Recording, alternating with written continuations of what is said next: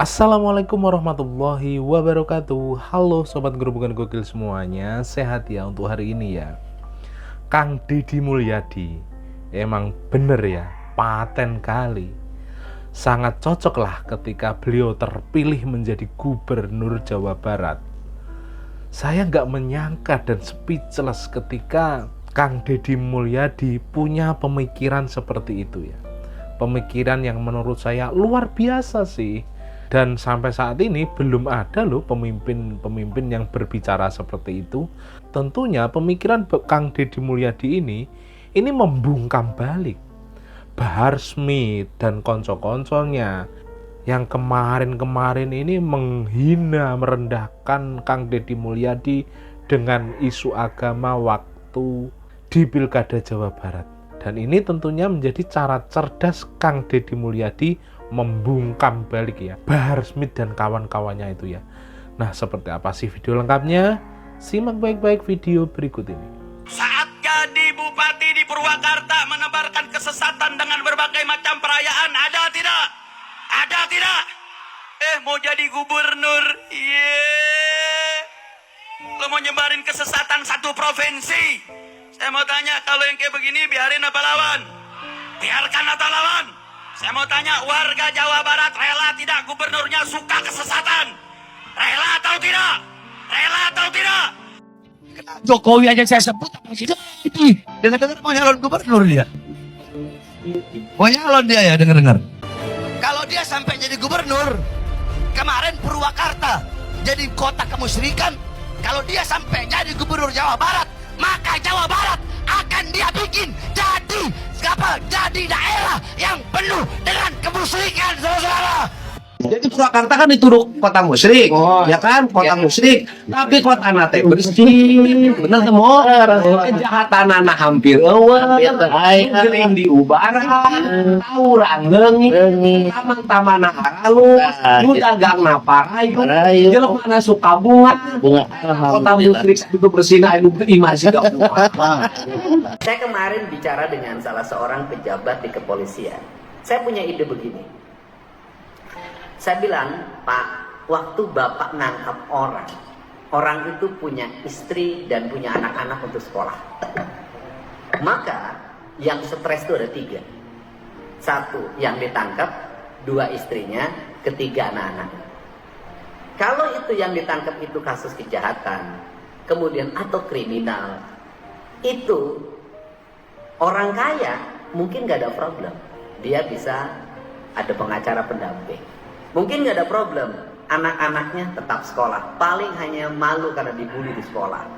Istrinya masih bisa makan, masih bisa ke salon.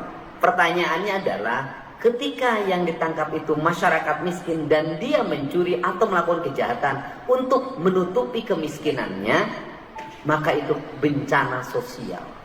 Maka saya memutuskan, saya bilang, ketika nanti saya dilantik jadi gubernur, saya akan meminta pada seluruh aparat penegak hukum ketika menangkap masyarakat, ekonominya ekonomi lemah, maka harus disesekkan kepada bupati, kepada wali kota, kepada kepala desa darurat, dan termasuk kepada gubernur. Untuk apa? Kami akan turun menemui keluarganya, selama ditahan kami akan jamin kehidupannya.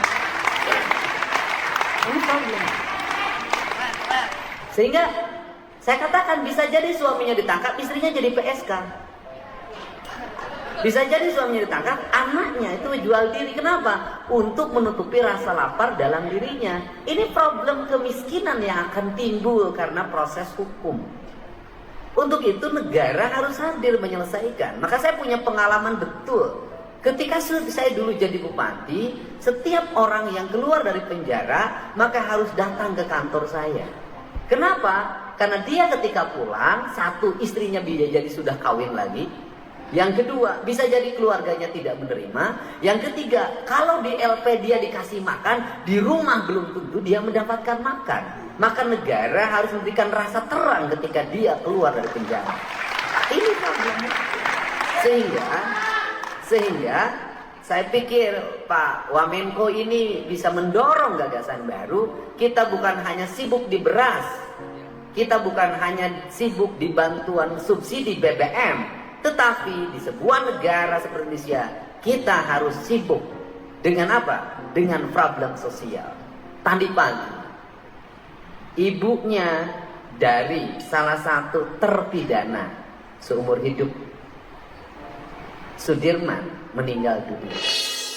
Pertama saya di WA, ketika masuk rumah sakit dia nggak punya BPJS.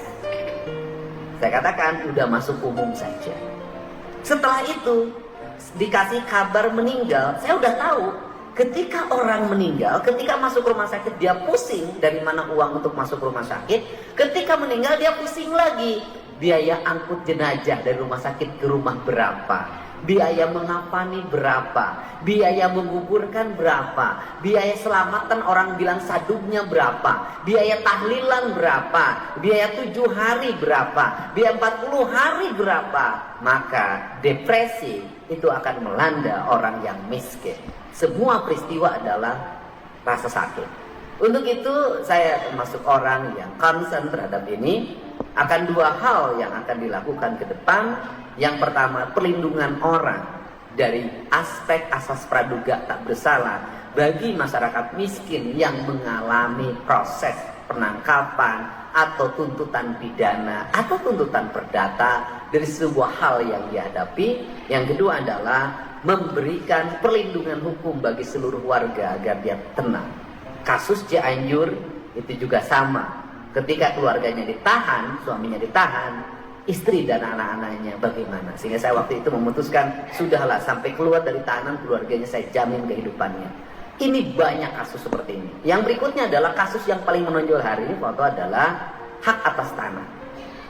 Hari ini memang investasi berjalan, tetapi di balik itu juga banyak orang yang hari ini mengatasnamakan investasi, kemudian dia mendapat hak guna usaha dari negara atas tanah yang dimiliki dan dikuasai oleh negara, kemudian menggusur orang-orang yang sudah puluhan tahun tinggal di sana.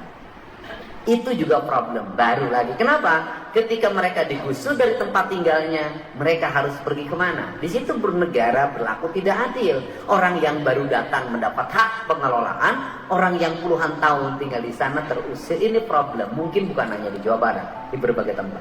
Untuk itu mudah-mudahan pertemuan hari ini kita bisa memberikan jalan yang terbaik bagi upaya membangun rasa keadilan di masyarakat. Dan saya, walaupun hak hakim adalah hak yang mandiri, hak yang independen atau hak otonom yang tidak bisa diintervensi siapapun, tapi saya yakin doa Pak Oto bisa segera putusan Mahkamah Agung terhadap 7 terpidana segera turun dan mudah-mudahan bebas. Karena publik selalu bertanya pada saya, Kang Deddy Mulyadi sudah jadi gubernur, ai pembunuh pina irarek bebas. Nah ini saya bilang itu kan hakim bukan saya. Dan ini yang saya sampaikan, dan pada akhirnya orang yang bekerja dengan ikhlas, penuh keyakinan, membela kebenaran, saya yakin Tuhan akan selalu memberikan jalan keselamatan. Tapi orang yang menzalimi, orang yang mengkriminalisasi, walaupun dia bebas hidupnya, tapi hatinya dia tidak merdeka dan tersiksa.